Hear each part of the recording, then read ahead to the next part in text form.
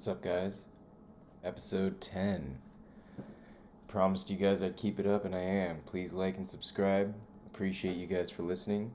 These will just be some clips from one of my workouts this week that I did with the double 24 kilogram kettlebells. Starting off with just a little flow here that I randomly crafted. If you guys want to follow me on social media, Trevor's Instinct on TikTok and Instagram. Thanks for joining.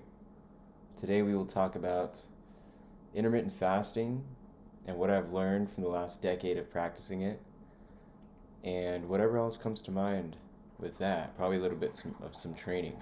Also, if you guys want to grab the full kettlebell and nutrition program, click the link below. It'll be in the description. All you need is one kettlebell, and we're going to have a Discord coming soon. Click the link. So, intermittent fasting, which I've been practicing for, like I said, a decade. What I've learned is the timing of your eating window is of utmost importance. And I've also learned that it's really easy to succumb to binging and starving yourself. So if you've had any problems with that, listen up. Sorry if I take some brief pauses. I got a dupster in hand. If you know, you know. Now on to the content. Well, I actually first started fasting when I was 18 years old, so that was exactly 10 years ago. And what caused me to try it was a travel to Europe. And I did some research online of essentially how to beat jet lag. And turns out, fasting is one of the best things that you can do to beat jet lag because it helps to reset your circadian clock. You can look this up. So I did some research and realized that about 16 hours is what you want to do to really hit that reset button. And I was just eager to get back to my home and hang out with friends and, do all those stupid things that I wanted to do without any downtime. That was my motivation, funny enough. So I tried it, and I actually fasted for 24 hours on the plane ride back and, some into the next day and whatever. And it worked. I didn't have like any jet lag whatsoever, which was interesting. And then fast forward, I kind of stopped practicing it because I was such a breakfast person. It was really tough for me at the beginning. So I wasn't convinced. My mind would play tricks on me and say, oh, you're going to lose muscle, blah, blah, blah. So, I didn't practice it until about, let's say, 3 years later into college when I was studying biochemistry. We'll never forget. I was taking a lab course over the summer that was in the middle of the day. I think I've talked about this on my podcast before. So apologies, but I'll try to breeze through the story. Sorry, I just sneezed. So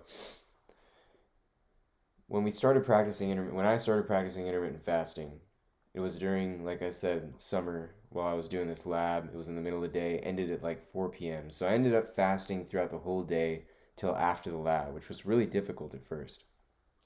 I remember being in the lab and just starving, just wanting to eat so bad. Some days giving into that craving and eating like nuts in my bag or something. It was tough, but long story short, I remember like during that time I would, fast all day, and then at the nighttime I wouldn't really care. I would maybe sometimes eat pizza or whatever, just eat bullshit. And I realized that like that wasn't a winning strategy. Fasting is good, but it's no excuse to not still eat right. I think a lot of people are attracted to it because they're attracted to that idea that, oh, I can just, starve myself in the morning and drink coffee and then eat whatever I want later. Word, I'm down. And yeah, that doesn't work. And it can actually lead to really vicious cycles where you eat a lot, you get super bloated, and the next day you're starving yourself. It's just not good, okay? It's not an excuse. And I learned that the hard way, long story short. So, what I've learned is that the timing of your windows of utmost importance. There's a lot of research coming out about this now too. Andrew Huberman's been talking a lot about it. A lot of these guys. So, long story short again, eating earlier in the day and stopping eating earlier in the day is apparently better, and I can attest to this. I've always kind of known this intuitively too. I knew that if I really wanted to look shredded, for the weekend or something, all I needed to do was like 2 or 3 days in a row, make sure I stop eating like 3, 4 hours before bed. And voila. And sure enough, that's apparently a much more efficient and healthier way of doing it. Why? I believe it has a lot to do with, sleep and the fact that fasting and sleep both have recovery in common. So if you combine these things, you kind of maximize that. You maximize recovery, which maximizes reduction of inflammation and also fat burning and any other process, because when you allow for maximal recovery, you allow for the most amount of energy to be used in the best way possible in your body. That's the goal. So if you can ideally stop eating 3 to 4 hours before you go to bed, you will have maximized your time in the fasting window during sleep. And as you can imagine, instead of eating right before you go to bed, and especially binging right before you go to bed, you have all of that excess energy that you would be using to digest your food and process that and whatnot to actually sleep and fully recover. And it all comes full cycle because we all hear that, diet, nutrition, and sleep are arguably more important than training. And I can tell you that that's true because, what you have to realize is if you don't have those two things dialed in, you'll never train at the maximal capacity that you could be training at. And if you're not training at your maximum capacity, you're not making the kind of gains and strides that you could be making if you were at your full capacity. So if you were getting the full amount of sleep, restful sleep, deep sleep, fully recovering, waking up full of energy, and with no inflammation, because you have a good diet, that is essentially where it's at. So that's what it's about. And that's how you can use fasting to your benefit. So, rather than eating from 12 to 8 or from 2 to 10, consider eating from 10 to 6. It's really hard to do lifestyle wise. And a lot of people, at nighttime want to use this time to, relax and wind down and veg out and just kind of numb themselves. But this is the time where you have to just condition yourself to not do those things essentially. And it's a practice. It's tough. I still succumb to it. I still will break the fast later in the day because I just want to have something to eat while I'm watching a movie or something like that. It's a bad habit, but a lot of us have this habit where we need to be like eating something while we're watching something later in the day.